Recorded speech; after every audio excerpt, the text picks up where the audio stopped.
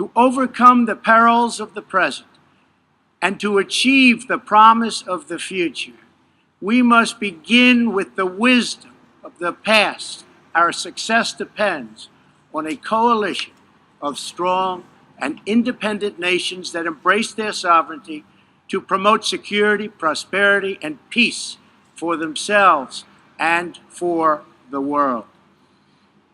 We do not expect diverse countries to share the same cultures, traditions, or even systems of government, but we do expect all nations to uphold these two core sovereign duties: to respect the interests of their own people and the rights of every other sovereign nation. No one has shown more contempt for other nations and for the well-being of their own people than the depraved regime in North Korea. It is responsible for the starvation deaths of millions of North Koreans and for the imprisonment, torture, killing, and oppression of countless more. We were all witness to the regime's deadly abuse when an innocent American college student, Otto Warmbier, was returned to America only to die a few days later. We saw it in the assassination of the dictator's brother using banned nerve agents in an international airport. No nation on earth has an interest in seeing this band of criminals arm itself with nuclear weapons and missiles.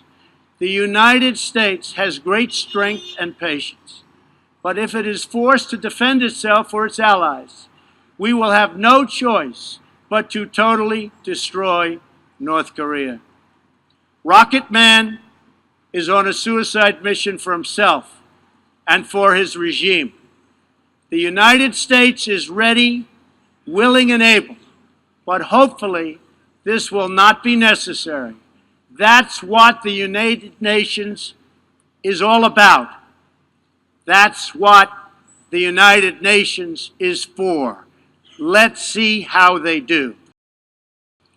We cannot let a murderous regime continue these destabilizing activities while building dangerous missiles, and we cannot abide by an agreement if it provides cover for the eventual construction of a nuclear program.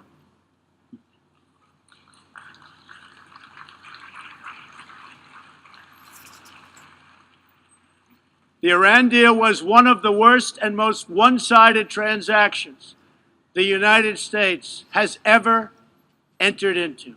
Frankly, that deal is an embarrassment to the United States, and I don't think you've heard the last of it, believe me.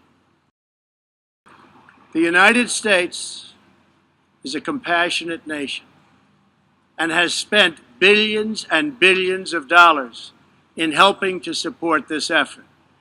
We seek an approach to refugee resettlement that is designed to help these horribly treated people and which enables their eventual return to their home countries to be part of the rebuilding process.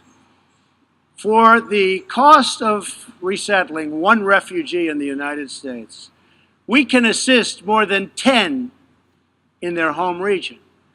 Out of the goodness of our hearts, we offer financial assistance to hosting countries in the region, and we support recent agreements of the G20 nations that will seek to host refugees as close to their home countries as possible. This is the safe, responsible, and humanitarian approach. Maduro has defied his own people, stealing power from their elected representatives to preserve his disastrous rule. The Venezuelan people are starving, and their country is collapsing. Their democratic institutions are being destroyed. This situation is completely unacceptable, and we cannot stand by and watch. As a responsible neighbor and friend, we and all others have a goal. That goal is to help them regain their freedom, recover their country, and restore their democracy. I would like to thank leaders in this room for condemning the regime and providing vital support to the Venezuelan people. Our hope is a word and world of proud, independent nations that embrace their duties, seek friendship, respect others, and make common cause in the greatest shared interest of all, a future of dignity and peace for the people of this wonderful earth.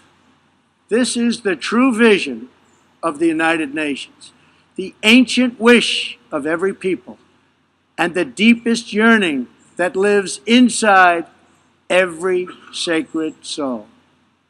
So let this be our mission, and let this be our message to the world. We will fight together, sacrifice together, and stand together for peace, for freedom, for justice, for family, for humanity, and for the Almighty God who made us all.